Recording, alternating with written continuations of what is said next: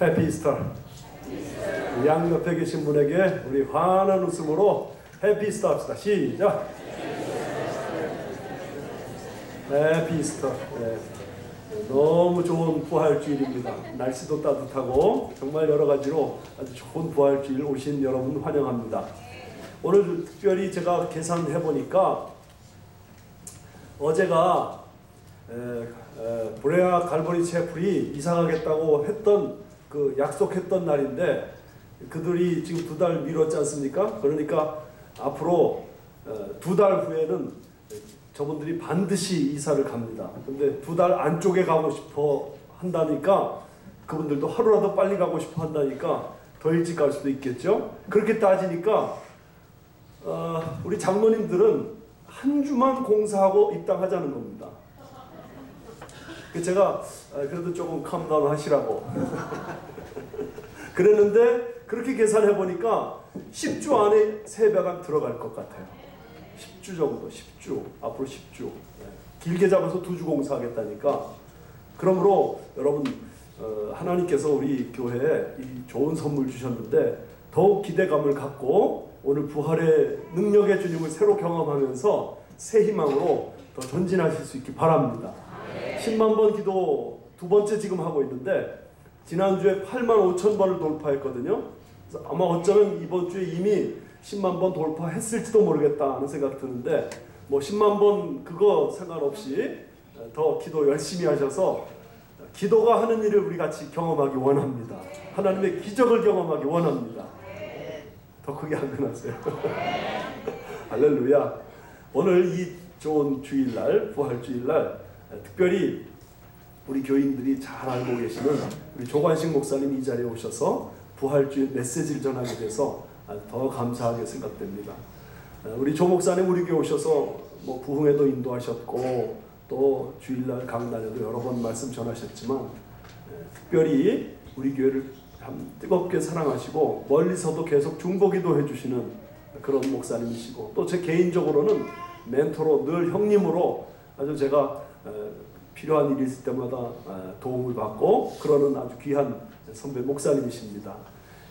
지금 현재 중국에 있는 청도 한인교회를 담임하셨는데 지난달까지 사역하시고 하나님 뜻이 있으셔서 이제 사임하시고 지금 안식년 중에 계십니다. 하나님께서 앞으로 또 어떤 길로 새롭게 인도하실지 모르겠는데 오늘 우리에게 부활이 없다면 이런 제목으로 말씀 전해 주실 때 우리 모두 아주 뜨거운 마음으로 말씀 받기 원합니다. 제가 중국 청도에 가서 우리 교회 인사법을 배워왔어요. 우리 조 목사님 통해서. 그래서 여러분 우리도 이 주보 큰 우리 주보가 또 훨씬 커요. 그 교회보다.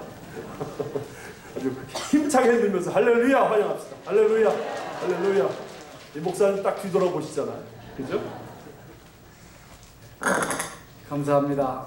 나침반 교회 오면은 낯설지가 않고 마치 우리 교회 온 것 같은 그런 느낌이에요. 이제 여러 번 오니까 제가 여러분들과 정이 들은 것 같습니다.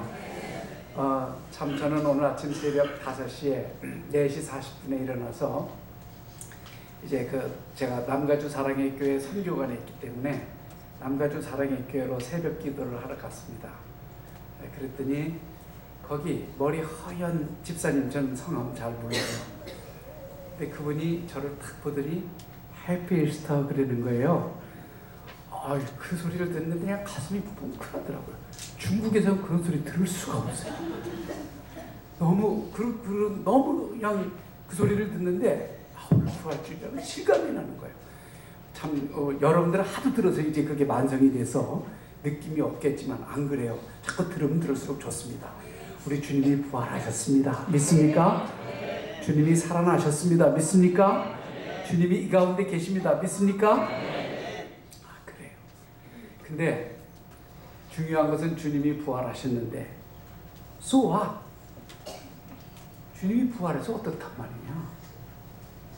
사람들이 주님이 부활하셨다라고 말도 하고 머리로는 믿는데 실제 삶을 보면 부활하신 주님과 아무 상관없이 사는 그리스도인들이 너무너무나 많을 때 그런 모습을 볼 때 참 안타까워요.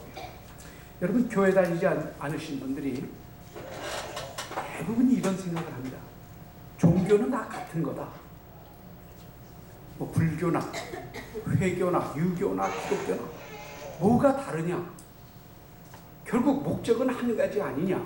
길이 다를 뿐이지 기독교만 유독 구원이 있다라고 주장하는 건 기독교가 좀 독선적이다 이렇게 생각하는 분들이 의외로 많습니다. 그러면서 그분들이 그렇게 생각하는 이유가 있어요. 종교를 왜 갔냐? 왜 신앙생활을 왜 하려고 그러냐? 이 세상이 하도 불안하니까 좀 평안한 마음 얻어보려고 종교 갖는 거 아니에요. 그리고 하도 사람들이 못됐으니까 못된 사람들만 있으면 세상이 어지러우니까 좀 바르게 살아보자고 좀 착한 사람 돼보자고 종교를 갖는 거 아니냐. 그런 관점에서 보면 기독교 뭐가 다르냐. 자, 불교는 자비를 강조하고 유교는 어지른 삶을 강조하고 기독교는 사랑을 강조한다. 뭐 어진 거나 자비나 사랑이나 뭐가 다르냐? 다 똑같은 거 아니냐? 그런데 기독교만 유난히 뭐 특별한 종교인 것처럼 주장하는 이유가 뭐냐? 이렇게 말을 한단 말이에요. 그분들 말에 일리가 있어요. 윤리적 측면에서 보면은 모든 종교는 같아요. 근데 문제는 뭐냐면 이 종교가 윤리적인 카테고리 안에만 가두어져 있으면은 같은 것이지만 다른 게 하나 있어요. 불교의 창시자는 죽음 앞에서 허무하게 죽었습니다. 유교의 창시자 공자도 죽음 앞에서 무너졌습니다. 마호메도 죽음 앞에서는 무너졌습니다. 유독 그 기독교의 창시자인 그리스도만은 자신이 말씀하신 대로 내가 인류를 위해서 모든 죄를 대속해서 죽고 그리고 3일 만에 살아나서 그 인류가 그 죽음이라는 숙명 앞에 무릎 꿇는 그것을 나는 반드시 극복할 것이다 라고 선언한 대로 그분은 돌아가신 뒤 3일 만에 당신의 그 외친 내용대로 3일 만에 부활하신 줄 믿습니다. 이것이 다 종교와 다른 거예요. 다 종교와 다른 겁니다. 그러니까 우리가 만약에 편안함을 얻기 위해서 또 바르게 살기 위해서 믿는다면 다 다른 종교 믿어도 돼요. 그러나 그렇게 믿어가지고는 우리가 죄로 인하여 죽는 이 죽음의 숙명을 극복할 수가 없습니다. 주님이 이 땅에 오신 목적은 바로 모두가 다 한결같이 죽는 그 죽음의 문제를 해결하시기 위해서 이 땅에 오셔서 우리의 죄를 대신 지시고 십자가에 죽으시고 3일 만에 부활하셔서 사람은 죽는 것으로 끝나지 않고 우리의 육체도 영원히 살아난다는 것을 본인의 부활로 증명하신 줄 믿습니다. 그래서 이 부활의 종교 기독교가 다른 종교와 다른 거예요. 그런데 이 종교를 믿는 게 참 쉽지 않아요. 사실 기독교의 핵심은 예수 그리스도의 십자가의 죽음과 부활입니다. 이것이 기독교의 근간을 이루고 있습니다. 만약에 기독교에서 예수 그리스도의 죽음과 부활을 빼버린다면 예수 믿고 구원받는다, 예수 믿어야 구원받는다 이 말이 성립이 될 수가 없습니다.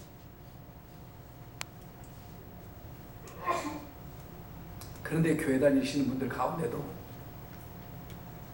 이 진리를 믿지를 못하고 참 어렵게 신앙생활 하는 분들이 꽤 있습니다.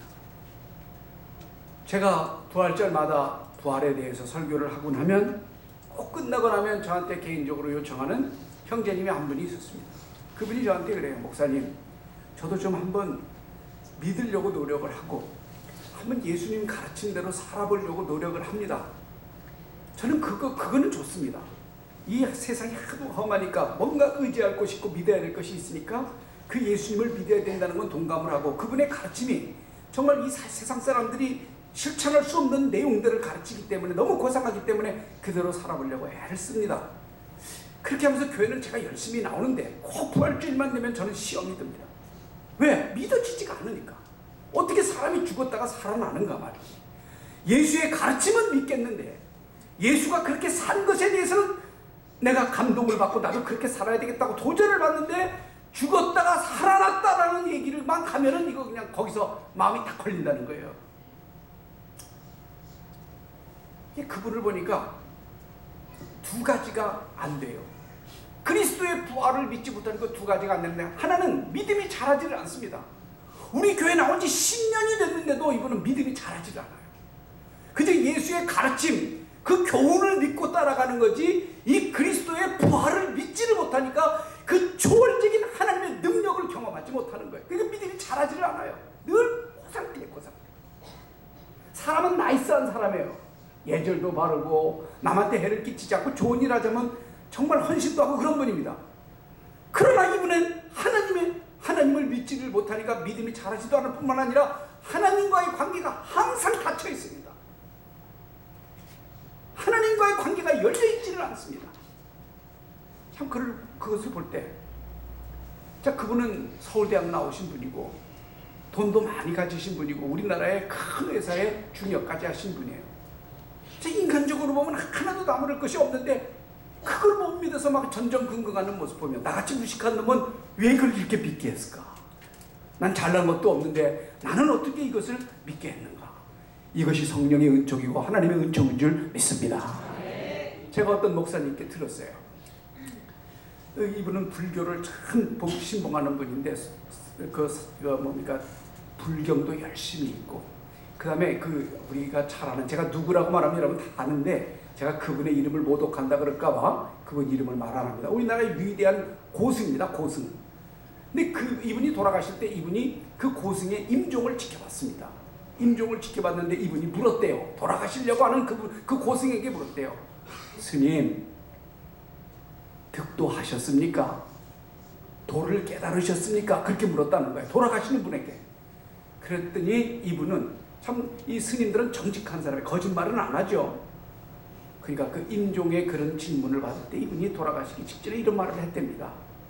내가 애만 쓰다 가면서 도를 깨달았다고 말하면 거짓말하는 거지, 내가 애만 쓰다 가네, 그러더래요. 그래요, 여러분. 불교는 진짜 참 진리가 뭐냐를 찾기 위해서 애만 쓰다 가는 종교에 답이 없어요. 답이 없어요. 죽음에 대한 답이 없습니다. 그 스님은 정직한 사람이에요. 그 소리를 듣고 이분이 오랫동안 불교에 심취했다가 이렇게 위대한 고승도 애만 쓰다 간다는데, 나도 결국에는 깨닫지도 못하고 애만 쓸 것, 내가 이거 믿어서 뭐하냐고 내려놨답니다. 그리고 그분이 미국으로 이민을 왔어요. 미국에 이민을 와보니까 둘째 아들이 참 망난이었는데 그 아들이 예수를 믿으면서 삶이 막 바뀌는 거예요. 변화되는 거예요. 그걸 보고 신기했어요. 기독교는 뭐가 있긴 있는 모양이다. 그렇다면 내가 아들을 따라서 교회를 나가야지 하고 아들을 따라서 교회를 나왔습니다. 나와서 성경도 읽어봅니다. 그러니까 성경에도 불경에 있는 내용 못지않게 좋은 내용들이 많거든요. 막 감동도 받고 막 밑줄을 그으면서 예수님의 삶을 보고 예수님의 교훈에 막 감동을 받았습니다. 근데 이분이 항상 걸리는 게 뭐냐면 죽은 지 3일 만에 부활하는 이 부분만 가면 걸리는 거예요. 안 믿어지는 거예요. 안 믿어지는 거예요. 그래서 한 번은 담임 목사님이 신방을 왔을 때 그랬답니다. 목사님, 제가 정말 성경대로 한번 살아보려고 애도 쓰고 내가 믿기로 작정한 사람이니까 정말 한번 성경대로 살아보겠습니다. 그런데 말이에요, 그 예수님의 부활은 참 믿어지지가 않는데 어떻게 하면 이 예수의 부활을 믿을 수가 있습니까? 이 예수의 부활이 안 믿어지니까 내가 기도를 하려고 그러면 지금 내가 누구한테 기도를 하는 건지, 내가 허공에다 대고 하는 건지, 그리고 실제 이런 기도를 하면 그분이 들어주는지 이 믿음이 서지를 않습니다. 그래서 성경을 읽고 예배를 드리고 설교를 들으라면 하겠는데 기도만 하려고 그러면 힘듭니다. 그래요, 여러분. 참 이분 정직한 분이세요. 우리가 예수 그리스도의 부활을 믿지를 못하면 하나님에 대한 믿음도 생기지 않을 뿐만 아니라 하나님과의 관계가 닫혀져 있습니다. 열리지가 않습니다. 우리가 교회 다니면서 반듯한 신앙생활을 하려면 이 그리스도께서 3일 만에 부활하셨다고 하는 이 평범하면서도 쉽게 받아들일 수 없는 이 교리를 믿느냐 안 믿느냐에 따라서 우리 신앙생활의 명암이 달라집니다. 이걸 믿는 사람은 확실히 신앙생활에 다이나믹이 있고, 이걸 믿지 못하는 사람들은 신앙생활을 늘 진부하게 합니다. 재미가 없습니다. 신앙생활이 왜 해야 되는지 그 의미가 늘 희미하기 때문에 어쩌면 예배도 지루하고 기도하자 그러면 왜 꼭 저렇게 해야만 하는가 이런 생각이 들고 그러는 것입니다. 오늘 본문에 보면 고린도 교회 교인들 중에도 이 부활을 믿지 못하는 사람들이 있었던 것 같습니다. 그래서 사도 바울이 이 부활을 교회는 나오면서도 이 부활을 믿지 못하는 교인들을 위해서 이 고린도전서라는 편지를 썼는데 거기 15장은 전체를 그리스도의 부활이 어떻게 이루어진 건지, 그것이 만약에 믿지 못할 때는 우리가 어떻게 되는 건지, 그리고 부활을 한다고 하면은 어떤 형태로 어떤 모습으로 되는지에 대해서 장문의 글을 썼어요. 그래서 이 고린도전서 15장은 부활장이라고 말합니다. 그래서 아직도 혹시 교회 다니면서 그리스도의 부활을 믿지 못하는 사람이 있다면 오늘 돌아가셔서 이 고린도전서 15장을 숙독을 해보시기를 바랍니다. 읽을 때 하나님도 성령님이 역사하는 줄 믿습니다. 설교를 들을 때 역사하는 줄 믿습니다. 여러분 15장 오늘 여기 12절을 우리 한번 함께 읽어보겠습니다. 오늘은 성경을 펴놓고 저를 따라오시기 바랍니다. 15장 12절을 여러분 같이 한번 읽어보겠습니다. 시작. 그리스도께서 죽은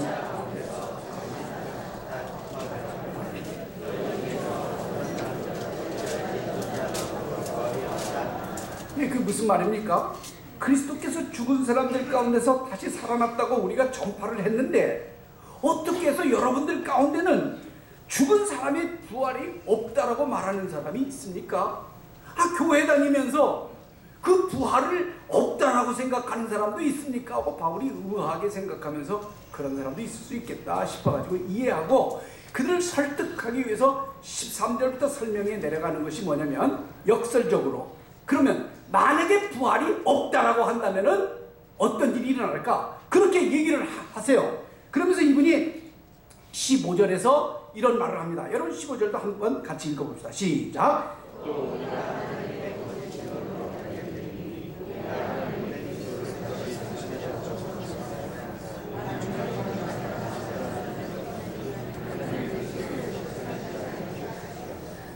만약에 예수께서 3일 만에 부활하셨다고 하는 그 부활이 역사적 사실이 아니고 사람들이 꾸며낸 이야기라고 한다면 바로 그것을 전하고 있는 나는 그리고 사도들은 그것을 믿고 전파했던 크리스찬들은 전부 다 거짓말쟁이로 하나님 앞에 판단을 받을 것입니다. 여러분 만약에 그리스도의 부활이 역사적 사실이 아니고 그의 제자들이 꾸며낸 이야기일 것 같으면 그것을 전파하고 있는 사도들 뿐만 아니라 오늘 이 설교를 하고 있는 조관식 목사도 거짓말쟁이가 되는 것이고 우리 잘생긴 민 목사님도 거짓말쟁이가 됩니다. 저분은 이 교회 세우면 안 돼요. 내쫓아야 해요. 왜? 거짓말을 하니까. 이 바울은 아주 쉽게 설명을 하고 있어요. 우리가 있지도 않은 일을 전파하는 것이 거짓말 아니겠습니까? 그런데 이 거짓말을 전하려고 그 부활을 목격했던 예수님의 12명의 제자들이 다 그것 때문에 순교를 했겠습니까? 거짓말을 전하다가 목숨을 걸겠습니까? 그 예수님의 복음을 전하다가 제자들이 다 죽었어요. 이 바울도 나중에는 그리스도의 부활을 전하다가 참수형을 당했거든요. 여러분 이 부활을 전했던 사람들 한번 얘기 들어보세요. 초기 기독교의 부활을 전했던 사람들의 얘기를 들어보면 사도행전에 보면 그 시대 사람들이 예루살렘 사람들이 어떤 말을 하는 저놈들 술 취했다 이상한 소리 한단 말이에요.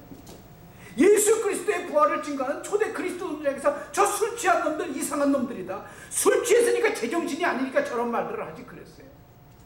또 사도 바울이 베스도라는 총독 앞에서 이 기독교의 부활을 말할 때 베스도가 그 논리 정연하게 말하는 그 부활의 교리를 들으면서 베스도가 뭐라 그러냐면 바울아 네가 미쳤구나. 네가 공부를 많이 하더니 네 많은 지식이 너를 미치게 하였구나. 미친놈으로 보였다 그 말이에요. 예수 그리스도의 부활은 이성적으로 이해되는 역사가 아닙니다.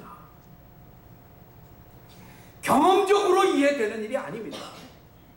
그리스도의 부활은 역사적 사실이지만 이 역사적 사실을 믿음으로 수용하고 거기에 내 마음을 쏟을 수 있도록 하시는 것은 성령님의 역사인 줄로 믿습니다.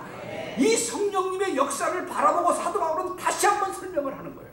만약에 그리스도의 부활이 역사적 사실이 아니라면 우리들은 거짓말쟁이가 될 것이다. 그리고 12절도 한번 함께 보겠습니다. 12절 시작. 13절 시작. 죽은 사람이 부활하였으면 그리스도께서 다시 살아나요. 14절 그리스도께서 다시 살아나지 않았다면 우리의 선포도 되고 여러분의 믿음. 여러분, 그리스도께서 만약 부활한 것이 사실이 아니라면 우리가 선교하는 것, 전도하는 것도 헛된 것이고, 그리고 우리의 믿음도 헛된 것이라고 했어요. 여기 헛것이 되는 것은 헛수고라 그 말입니다. 헛수고. 지금 한국교회가 세계 복음화를 위해서 2만여 명의 선교사를 파송하고 연간 쓰는 돈이 천문학적인 숫자를 씁니다. 여러분, 선교사 한 가정이 한 달에 쓰는 비용이 미니멈 2,000불이에요. 2,000불. 그러면 2만 명을 매달 한국교회와 이 미국에 있는 디아스포라 한인교회가 그 돈을 지원한다고 상상을 하면서 그 돈이 얼마나 많은지, 그 어마어마한 재정이 그리스도의 부활을 증거하기 위해서 쓰여지고 있는데, 만약에 그리스도의 부활이 없다면 돈도 헛되게 낭비하고 있는 것이고, 거기에 가서 자기의 생일을 다 쏟고 있는 선교사도 헛것이라는 거예요. 헛수고한다는 거예요. 그 조관식 목사 뭐 열났다고 여기 와서 지금 설교하고 놀지, 미국에 와서. 헛수고라는 거야, 헛수고라는 거야. 그리고 또 하나 봅시다. 여러분의 믿음 생활도 헛것이래요. 믿음 생활도 헛것이 됩니다. 헛수고랍니다. 여러분, 이 화창하고 좋은 날 뭐하러 여기 와서 앉아 있습니까? 여기 와서 돈까지 내시면서, 시간 내시면서, 그리고 또 다른 사람 봉사까지 하면서 여기 뭐하러 계십니까? 이 주말에, 이 화창한 날에 일주일 열심히 일했으니까 좀 릴렉스한 시간 보내고 좀 엔조이 하면서 보내면 안 됩니까? 그런데 여기 뭐하러 앉아 있습니까? 그 얘기예요, 지금 바울이. 헛것이라는 게. 그러나 이 부활이 역사적 사실이고, 이 부활이 가져다주는 우리 삶에 미치는 영향이 지대하기 때문에 우리가 매일 이 부활의 주님을 기념하고 찬송하고 경배하면서 그분의 말씀에 귀를 기울이는 것이 그분이 살아나셨기 때문인 줄 믿습니다. 그래야 믿음이 헛되지 않은 거죠. 그 다음에 또 보세요. 17절을 보면 이렇게 기록되어 함께 읽읍시다. 17절 시작. 살아나지 않았다면 여러분의 믿음이 헛된 것이 되고 여러분은 아직 죄 가운데. 여러분, 그리스도의 부활이 역사적 사실이 아니라면 우리 믿음이 헛것일 뿐만 아니라 우리는 아직도 죄 가운데 있어요. 죄 문제 해결이 안 됩니다. 예수 그리스도의 십자가의 죽음을 통해서 죄 문제가 다 해결된 게 아니에요. 십자가의 죽음과 함께 부활이 있어야 그 죄 문제가 완성이 되는 것입니다. 그래서 이 십자가의 죽음과 부활을 믿는 사람은 죄를 극복하고 살게 됩니다. 죄의 영향을 받고 죄의 지배 아래 죄에 끌려다니면서 사는 것이 아니라 어떻게 하든지 이 부활의 은총 때문에, 부활의 능력 때문에 이 죄를 어떻게 하면 내 생활 속에서 끊어버리고 살까 하는 그 강렬한 열망이 우리 속에서 일어나는 거예요. 그래서 사도 바울은 로마서 10장 9절에도 이런 말을 했습니다. 당신이 만일 예수님을 주인이라고 입으로 고백하고 하나님께서 그를 죽인 사람들 가운데서 살리신 것을 마음으로 믿으면 구원을 받을 것입니다. 그랬어요. 그러니까 십자가의 죽음만 믿어서 구원받는 것이 아니라 하나님이 죽은 자 가운데서 살리신 하나님의 아들을 마음으로 믿으면 구원을 얻을 거라고 했어요. 그래서 이 부활은 굉장히 중요한 교리예요. 사랑하시는 여러분, 우리 주님이 살아계신 줄 믿습니까? 그러면 우리 죄의 문제가 해결된 줄 믿습니다. 주님이 부활하셨는데도 불구하고 아직도 내 죄가 해결되지 않아서 그 죄 문제 때문에 고민하고 죄 문제 때문에 괴로워하고 있다면 우리는 뭔가 다시 한번 이 부활의 정신과 부활의 능력과 부활의 의미와 부활의 효과에 대해서 다시 한번 묵상해야 됩니다. 제가 사랑의 교회에서 부목사로 심우하고 있을 때 하나님이 저에게 참 기회를 많이 주셨는데 어떤 기회를 주냐면, 제가 말단이다 보니까 임종 예배를 많이 인도하러 갔어요. 조금 고참인 사람들은 하관 예배를 하고 좀 더 고참인 사람은 발인 예배합니다. 그리고 아주 제일 말단은 임종 예배, 언제 돌아가실지 모를 때 전화 받으면 뛰어가는 거예요. 근데 내가 이제 강도사 때부터 그 일을 좀 했는데 하다 보니까 돌아가시는 분들을 많이 경험을 하게 됐어요. 근데 돌아가시는 분들이 돌아가실 때 공통점이 하나 있습니다. 그 임종 직전에는 반드시 영적으로 뭔가 다가와요. 이 구원의 확신이 있는 분들은 다 편한 마음으로 목사님, 누군가 지금 저를 데리러 왔는데 저는 이제 천국 갑니다. 목사님 천국에서 만나요. 그렇게 말을 하면서 환한 얼굴로 다 주님을 영접한 듯이 그러고 세상을 떠나요. 그런데 서리 집사님 중에 서리를 맞아서 그런지는 모르지만 이 구원의 확신이 없는 사람이 있어요. 그 죽음이 다가올 때 목사님 나 좀 살려주세요. 나 좀 내 바지 가라지를 이렇게 붙잡고 나 좀 살려달라고 그러는데 집사님 이 죽음은 영원한 생명의 관문입니다. 뭐가 그렇게 두려우세요? 그러면 아니요 난 가기 싫어요. 그리고 뭐가 시커멓게 자기를 데리러 온다는 거예요. 그분은 죽는 상까지 예수 그리스도의 십자가의 죽음과 부활을 믿지를 못했기 때문에 그 죽음에 대한 공포와 뭔가 자기를 끌고 가려고 하는 것을 극복을 못했기 때문에 죄의 문제가 그대로 남아있기 때문에 그렇게 고통스러워하는 거예요. 저는 감사하게도 그런 임종의 순간을 매번 직면하면서 이분이 구원받았느냐 안 받았느냐는 거의 그 마지막 순간의 모습을 보면 거의 맞아요. 사랑하시는 여러분, 우리 그리스도께서 우리의 죄를 해결하시기 위해서 십자가에 죽으셨을 뿐만 아니라 3일 만에 부활하신 줄 믿습니다. 그것을 마음으로 믿고 고백하면 구원을 얻으리라 할 수 있고, 그러니까 이 구원이라는 것은 우리가 죽어서 우리의 영혼이 천국에 가는 것만이 구원이 아니에요. 그건 반쪽짜리 구원이에요. 여러분 지금 예수 그리스도 안에서 먼저 돌아가신 성도들은 구원을 받았는데 완전한 구원 받은 거 아니에요. 영혼만 구원받았어요. 영혼만 주님 품에 안겼어. 그들의 육신은 다 땅속에 들어가서 부패하고 썩어있단 말이죠. 그런데 이 썩은 육체가 언제 구원이 완성되냐? 예수 그리스도 재림할 때 부활하신 주님처럼 모두 재림하는 줄 믿습니다. 그때 아주 영광스러운 모습으로 우리가 다 육체가 부활하면서 그때 구원이 완성되는 거예요. 그 영화로운 때가 우리에게 올 줄로 믿습니다. 그래서 여기 18절에 보면 만약에 부활이 역사적 사실이 아니라면 바울이 이런 말을 해요. 18절 우리 또 함께 봅시다. 시작. 만약에 부활이 역사적 사실이 아니라면 그리스도 안에서 잠든 사람들, 우리보다 먼저 돌아가신 분들, 그분들은 멸망했을 것입니다. 그분들이 구원받은 게 아니라 멸망한 사람들입니다. 그 얘기를 하는 거예요. 그러나 반대로 그분이 부활하셨다면 그분들은 구원받은 줄 믿습니다. 이렇게 달라요. 이렇게 달라. 만약에 그리스도의 부활이 역사적 사실이 아니라면 기독교는 정말 비참해지는 거예요. 한평생은 그걸 믿고 따르고 순종하고 생애를 쏟았던 사람들은 비참해지는 거예요. 그래서 마지막에 19절에 이렇게 말합니다. 그것을 믿고 있는 현재 그리스도인들을 향해서 하는 말입니다. 함께 읽읍시다. 시작. 그리스도 안에서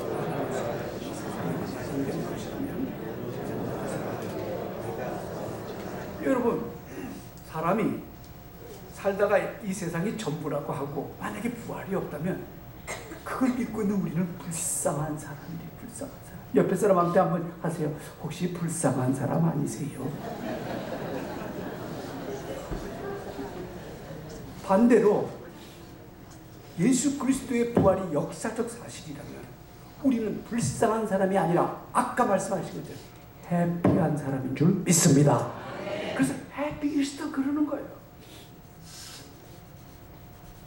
저는 하나님을 믿고 받은 축복이 하나가 뭐냐면 천국을 경험하는 거예요. 여러분 천국 경험하십니까? 근데 또 천국 경험하니까 내가 천국 갔다 온 줄 알아. 다들 요즘 그런 사람이 하도 많아서 그런가 봐. 하나님의 나라가 여기 있다 저기 있다 아니고 너희 마음에 있다 그랬잖아요. 내 마음에 뭐가 있냐 이 말이에요. 하나님의 사랑이 있고 하나님의 은혜가 내 안에 흘러요. 하나님의 은혜와 사랑이 내 안에 흐르고 하나님의 용서가 내 안에 흐르기 때문에 내가 가진 것 없고 배운 것 없고 내놓을 만한 것 없어도 내 마음속에 만족이 있는 거예요. 만족이. 그때마다 그냥 하나님 어떻게 이렇게 나 같은 사람을 사랑해 주십니까? 저는 정말 하나님 사랑에 너무 감명을 받아가지고 너무 깊이 한 장시간 오르는 때가 있어요. 저는 우리 아버지 사랑을 별로 못 받았어요. 제가 형제간이 13입니다. 그 중에 11번째로 태어나가지고 다들 제가 태어날 때 우리 집이 다 망해서 태어났어요. 그래가지고 우리 아버지가 나를 돌봐줄 여유가 없었습니다. 그래서 저는 하나님 아버지 할 때가 참 힘들었어요. 아버지에 대한 뭔 이미지가 없어요. 한 번도 사랑을 받아본 적이 없기 때문에. 그리고 아버지에 대한 적개심이 참 많아서 17살 때는 아버지를 등지고 세상을 나갔던 사람입니다. 소위 비행청소년이 됐던 사람입니다. 그래 그런 걸 아셨는지, 아버지의 사랑을 못 받은 걸 아셨는지, 언젠가는 막 사랑을 부어주시는데, 주님, 내가 비록 육신의 아버지의 사랑은 못 받았지만 당신을 아버지로 모시고 이렇게 주님이 저를 소중하게 생각하시고 사랑을 해주시니 내가 몸둘 바를 모르겠습니다 하고 막 감명할 때가 있었어요. 그게 천국이 아니겠습니까? 하나님의 사랑이 흐르고 하나님의 은혜가 흐르고 하나님의 용서가 흐르고 하나님의 기쁨이 내 안에 있을 때 그게 바로 천국이에요. 지옥이 따로 있습니까? 지옥은 뭐예요? 사랑이 없고 미움이 있고 증오가 있고 질투가 있고 시기가 있고 용서가 없고 정죄가 있고 그게 바로 지옥입니다. 여러분, 만약에 천국이 그냥 황금 집으로 지은 집이고 뭐 생명가만 있다면 저는 별로 관심 없어요. 거기에 무슨 황금이 흐르고 뭐 생명가가 있고 큰 생수의 강이 흐른다 할지라도 거기에 사랑이 없으면 그게 무슨 의미가 있냐고. 그 은혜가 없으면 무슨 의미가 있냐고. 오늘날도 많은 성도들이 신앙생활하면서 지옥 같은 경험을 하고 사는 사람들 많습니다. 인간적으로는 정말 나무랄 것이 없고 다 갖춰 사는데도 그 안에 보면 부부간에 사랑이 없고 서로 의심하고 미워하고 부모 자식 간에 다투고, 그게 지옥 아니에요. 제가 17살 때 우리 집을 떠날 때 우리 집에서는 지옥 같은 걸 못 떠났어요. 난 지옥이 뭔지도 몰랐는데 내가 그 말을 했다 그 말이에요. 지옥이 뭡니까? 하나님의 사랑과 은혜가 흐르지 않는 것이 지옥이에요. 그런데 이 부활의 역사성을 믿고 난 다음부터, 이 죄 문제가 해결된 다음부터 내 안에 하나님의 사랑이 흐르고 내 안에 하나님의 은혜가 흐르니까 무슨 일을 해도 그것이 가치 있게 보이고 무슨 일을 해도 감사가 되고 무슨 일이 돼도 정말 의미가 있으니까 나 행복한 거예요. 예수 그리스도의 이 2000년 전의 부활은 한 시대 역사적으로 일어나고 끝난 것이 아니라 그 살아계신 주님은 오늘도 이 예배 가운데 함께 계시고 내 삶 가운데 함께 계시고 내 영혼 안에 내재하셨어. 내주하셨어. 그분이 내 생각을 이끌어가시고 내 마음을 이끌어가시고 나의 삶 하나하나를 간섭하시면서 하나님이 원하는 방향으로 내 삶을 이끌어가시는 하나님이신 줄 믿습니다. 그래서 이것을 믿고 사느냐 못 믿고 사느냐가 너무 중요해요. 그래서 하도 바울이 이걸 못 믿는 고린도 교인들이 있다 보니까 만약에 그리스도의 부활이 없다면 우리 기독교는 이렇게 될 것이다 라고 설명을 하고 난 다음에 부활의 역사성을 두 가지로 설명을 해요. 1절부터 10절의 내용인데요. 부활은 우연히 일어난 일이 아니라 구약의 수많은 예언들이 성취된 것이다. 그건 역사적으로 우연히 발생한 것이 아니라 주님이 부활을 위해서 오래전부터 많은 선지자와 또 시인들이 그리고 또는 율법을 쓴 모세를 통해서 예언이 되었는데 그것이 성취된 사건이라고 구약을 설명해 나가요. 그래서 사실 이제 성경을 좀 더 깊이 보시는 분들이 보면 이 부활은 단순한 역사가 아니라 오랫동안 하나님의 계획 속에서 이루어졌던 역사라는 걸 알게 됩니다. 그리고 두 번째로 얘기해요. 당신들이 그걸 못 믿겠거든. 그 부활을 목격했던 사람들의 말을 믿으라고 그래요. 그러면서 뭐라고 소개하냐면 예수님이 부활했을 때 제일 먼저 누구에게 보였냐? 베드로에게 보여주셨다고 그래요. 게바에게 보여주시고 그 다음에는 12제자에게 보여주시고 그 다음에는 500여 명의 성도에게 일시에 보여주셨다 그 거예요. 여러분, 한두 사람이 보고 예수 부활을 봤다 그러면 그 신빙성이 약합니다. 근데 12명이 봤다 그러고 500명이 봤다 그러면 그 신빙성이 있는 거잖아요. 그죠? 그러면서 말해요. 이 고린도전서가 쓰여질 당시에 그 예수의 부활을 목격했던 그 사람들 중에 절반 이상이 지금도 살아있다. 절반 이상이 살아있다. 그래도 못 믿겠냐? 그러면서 하나 더 얘기해요. 500여 명의 일시에 보여줬을 뿐만 아니라 그 예수의 부활을 체험한 사람이 또 하나 있는데 그게 누구냐면 예수님의 동생 야고보다. 야고보. 여러분, 예수님의 동생은 마리아 몸에서 태어난 예수님의 동생 야고보는 예수님 부활할 때까지 자기 친형이 하나님의 아들이고 구원자라는 거 믿지 못했어요. 그래서 그는 항상 어떤 생각을 하냐면 어느 날부터 우리 30세 딱 되더니 형님이 자기가 하나님의 아들이라 그러고 나를 본 자는 하나님을 봤다 그러고 이상한 소리 나고 12번씩 데리고 들어와서 말이지 밥이나 죽을래고 말이지. 그리고 이상한 비난을 받고 종교를 받으니까 이 형이 이해가 되지를 않았어요. 이해가 되지 않았어요. 그렇지 않아도 목수 집안이 잘 살겠습니까? 이 형의 행동이 도무지 이해가 되지 않았습니다. 그런데 부활하신 주님을 딱 만나. 이 야고보가 꺾인 거예요. 내가 그 육신의 형으로 만났던 이분이 그 구약에 예언된 메시아고 우리의 죄를 해결해 주시기 위한 하나님이 보내주신 아들이구나 하는 것을 깨닫고 그가 은혜를 받고 예루살렘교회 지도자도 되고 나중에 그가 쓴 책이 야고보서. 자, 예수님의 친동생도 안 믿었다. 이런 믿었다. 그래도 안 믿을래. 내가 얼만큼 증인을 더 대랴. 그래서 한 사람 더 돼요. 그게 누구냐면 나다. 나는 그 초대 기독교인들이 예수 부활했다고 막 소문내고 다녀서 저 이상한 놈들, 우리 유대교를 혼란스럽게 하는 이 새로운 이단이 하나 나타났는데 저 부활했다고는 이상한 교리를 살파하는 저놈들 다 잡아 죽여야 되겠다 해가지고 그들 체포영장을 받아가지고 예수 믿는 사람들 다 수옥시키려고 말이죠. 잡으러 가다가 다마스커스 도상에서 부활하신 예수님을 만났어요. 사울아, 네가 어찌하여 나를 핍박하느냐. 이 부활하신 예수님을 만난 자기는 사도 될 자격이 없다. 그런데 맨 끝에 나를 만나주셔서 내가 지금은 이렇게 부활의 증인이 돼서 당신들에게 이런 편지를 쓰고 있습니다. 이래도 주님이 부활하지 않았습니다. 여러분, 역사적으로 일어난 사실을 직접 체험한 사람들이 그렇게 얘기를 하는데도 안 믿으면 그것은 그 사람들의 증거의 문제가 있는 게 아니라 우리의 의심의 문제가 있는 거예요. 혹시 나침반교회 지금까지 다니면서도 아직도 예수의 부활을 믿지 못하는 분이 있다면 그때 당시에 생생하게 살아서 그 부활을 체험했던 이 사람들의 증언을 믿으시기를 주님의 이름으로 축원합니다. 그래도 못 믿겠거든. 제 말 믿으시기 바랍니다. 제가 미친놈처럼 생겼습니까? 제가 할 일이 없어서 저 한국에서 여기까지 비행기 타고 와서 이 얘기를 하려고 여기 오겠습니까? 사랑하시는 여러분, 이 부활을 체험한 사람들은 삶이 바뀌었어요. 이 부활을 통해서 자기 인생이 바뀌었을 뿐만 아니라 삶이 바뀌었을 뿐만 아니라 거기서 끝나지 않고 이 부활을 한번 믿어보세요. 당신에게 좋은 일이 생길 겁니다. 당신이 상상할 수 없는 행복을 경험하게 될 것입니다. 이 예수 좀 한번 만나세요. 이 부활하신 주님을 만나세요. 증거하다가 투옥이 됐어요. 여러분, 어떤 문헌에 보니까 예수님 당시에 예수님을 믿고 따르던 사람, 그리고 초대교회 기독교인들의 그 성분을 조사해 보니까 약 70%가 다 가난한 사람들이었대요. 오늘날로 말하면 저소득층 사람들이었어요. 대부분이 노예들이고 아주 가난한 사람들이었습니다.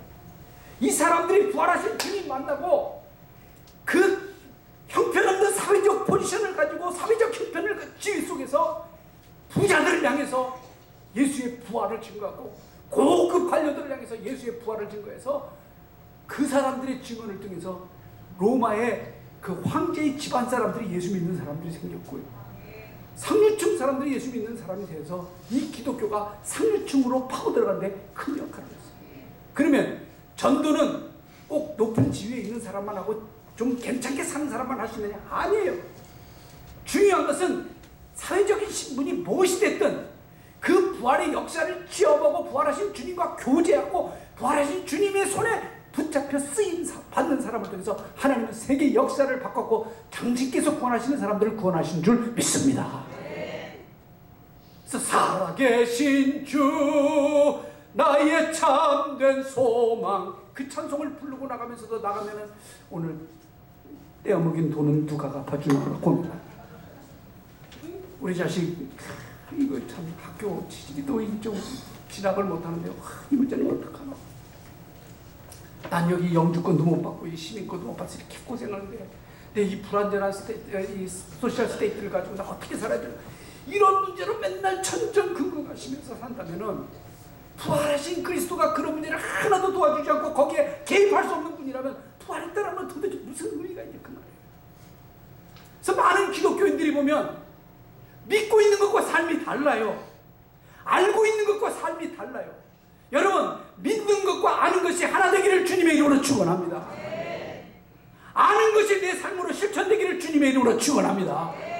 이 부활을 경험한 사람들이 지은 찬송시가 참 많은데 저는 최근에 이 찬송시를 부르면서 은혜를 받았는데 이게 제가 미국 사람들과 함께 이 찬송을 부르다가 은혜를 받았어요. 그래서 오늘은 좀 미안하지만 이 영어 본토 발언, 이 본토에 와서 제가 영어를 좀 할 때 좀 용서해 주시기를 바랍니다. 제 발음이 안 좋고도 중국말은 조금 괜찮은데 영어 발음 안 좋아서 이거 하려니까 우리 민 목사님이 중국말이나 하지 뭐 여기까지 와서 그러네. 그래서 제가 그래도 좋으니까 그냥 이해하고 좀 들어달라. 그러면서 사도 바울 앞에서 간증하는 마음이지만 내가 이 영어를 잘하는 사람들 앞에서 이 살아계신 주 1절 원문 가사를 영어로 한번 좀 보겠습니다. 여러분 이 시는 말이죠. 번역을 할 때 참 어려움이 많아요. 이 살아계신 주를 번역을 잘하긴 했는데 이 원문을 보니까 이 맛이 살아나질 않아요. 부를 때. 여러분 마치 이런 것 같아요. 우리가 잘 아는 그 동시 옹달샘 그걸 영어로 번역해 보세요. 그리고 그 영어로 번역한 거 옹달샘 그거 한번 읽어보세요. 우리 옹달샘 맛이 안 느껴지는 거와 똑같아요.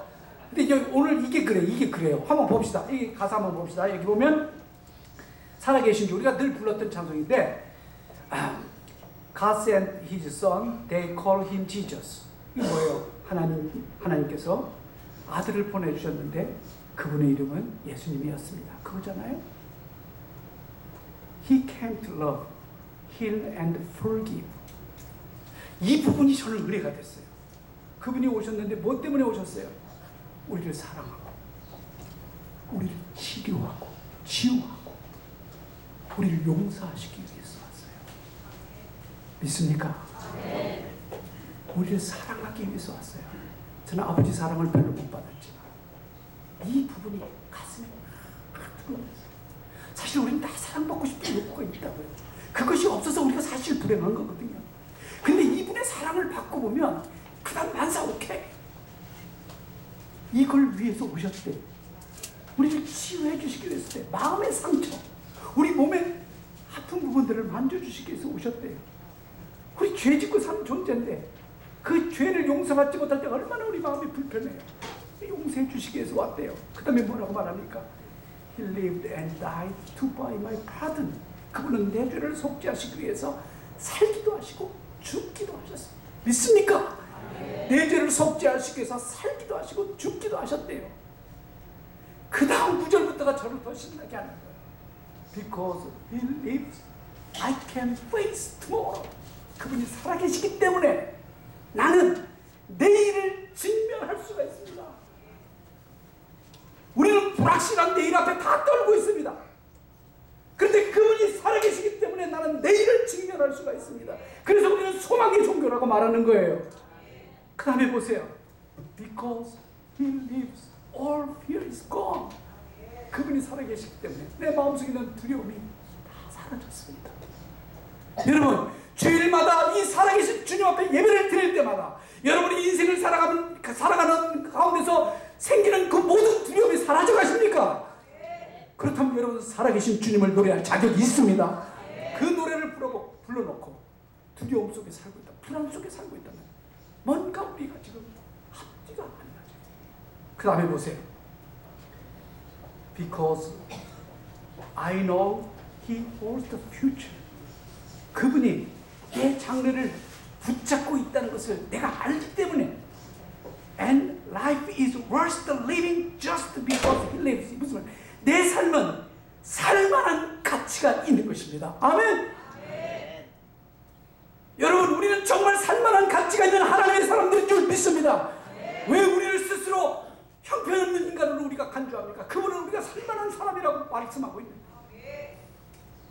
부활하신 주님을 만나면 사람들이 어떻게 보든 나는 살만한 가치가 있는 존재라는 느낌을 갖게 됩니다. 오늘 이 찬송을 부르면서 다시 한번 저와 여러분이 이 부활신앙이 다시 살아나기를 주님의 이름으로 축원합니다. 우리 유집사님 앞으로 나오세요. 우리 같이 한번 오늘은 영어로 좀 불러봅시다. 1부 때 잘 못하시더라고요. 근데 2부 때는 잘할 거라고 믿습니다. 자, 유집사님 나오셔서 같이 한번 불러주세요. 자, 영어로 한번 좀 힘들지만 한번 가사 생각하면서 손뼉 치면서 부를까요? God sent His Son. God sent His Son. They call Him Jesus. He came to the world. He went for me. He lived and died to buy my pardon. And He praised my Savior. Because He lives, I can face tomorrow. Because He lives, All your God. all fear is gone. Because I know He holds the future, and life is worth the living. 다시 한번.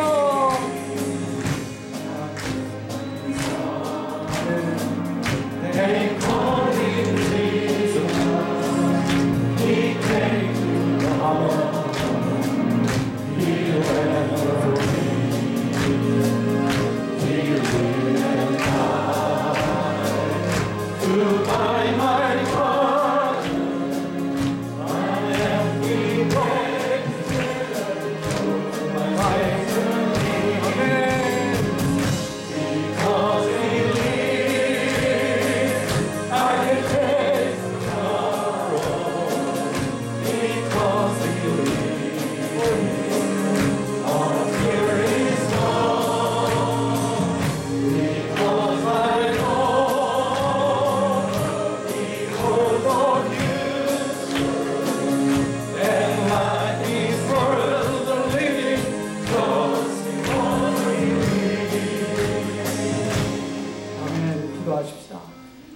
그렇습니다. 주님, 죄 가운데 영원히 노예가 되어 행복이 뭔지도 모르고 그저 먹고 살기 위해서 애들 하나 잘 되기 바라고 회사 한번 반듯하게 세워보려고 온 생애를 거기에 쏟는 이 어리석은 사람들을 위하여 이 전전전에 이 땅에 오셔서 이 무지하고 어리석은 자들의 죄를 대신시고 십자가에 죽으시고 3일 만에 부활하셔서 우리가 구원받은 사람으로 하나님의 자녀로 살만한 가치가 있는 존재로 우리를 축복해 주신 것을 감사합니다.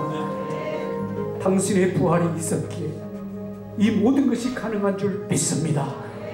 주여, 우리가 입으로는 당신이 살아있다라고 말하면서 삶으로는 살아있는 주님과 전혀 상관없는 삶을 살고 있는 이 믿음 없음과 이 무지함과 이 울배반적인 우리의 삶을 불쌍히 여겨 주시옵소서. 그리스도의 부활이 없다면 우리는 정말 불쌍한 자가 되었을 것입니다. 주여, 이 부활 때문에 다시 한번 우리가 살만한 가치가 있는 존재로 이 미국 땅에서 보내주신 하나님의 계획과 그 뜻대로 살도록 우리 모든 성도들을 축복하여 주시옵소서. 우리 가운데 아직도 이 부활을 믿지 못하는 안타까운 분들이 있습니까? 성령이여, 이 자리를 떠나기 전에 그의 굳은 마음을 제하시고 이 부활을 믿을 수 있도록 새 생명을 허락해 주시옵소서. 예수 그리스도의 이름으로 감사하고 기도드리옵나이다.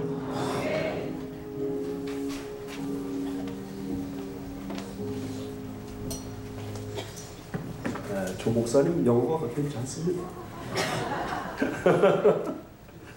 미국에 사셔도 되겠습니다. 귀한 말씀 다시 한번 잠이 번쩍 깨는 그런 말씀 주셔서 너무 감사합니다.